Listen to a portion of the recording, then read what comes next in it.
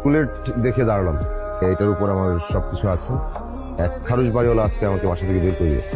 আমার অপরাধ হচ্ছে যে আমার গার্লফ্রেন্ড গিয়েছিল আমার বাসায়, কফি খেয়েছিল। কিন্তু আমরা তো ব্যাচেলর ভাড়া দিব না।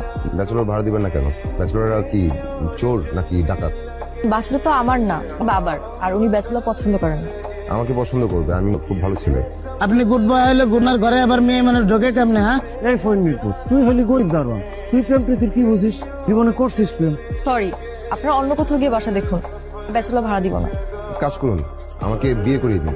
আমি আপনাকে বিয়ে কেন করিয়ে দিব? আমাকে বিয়েও করাবেন না, বাসা ভাড়াও দিবেন না, এসব নামান তো। আজব ব্যাপার, সবকিছু নামাবো মানে? আজ থেকে আমি এখানেই থাকবো। বাড়ির সামনে তো ঝামেলা লেগে গেছে। কি ঝামেলা? এক লোক আইসে বাসা ভাড়া নিতে, ছেলের ভাড়া দেওয়া যাবে না। এটার ঘরের বেটা সব জিনিসপত্র এনের থেকে সব নামাই ফেলাইছে। তারপরে কয় আমরা নাকি তারা বিয়ে করাবো। এ শুনে কার কথা? আসল বান্দা। বাসা ভাড়া না দিলে এই বাড়ির সামনের গেটেই থেকে যাবে। তুই গেটের কাছে যা, আমি আসছি। আসসালামু আলাইকুম।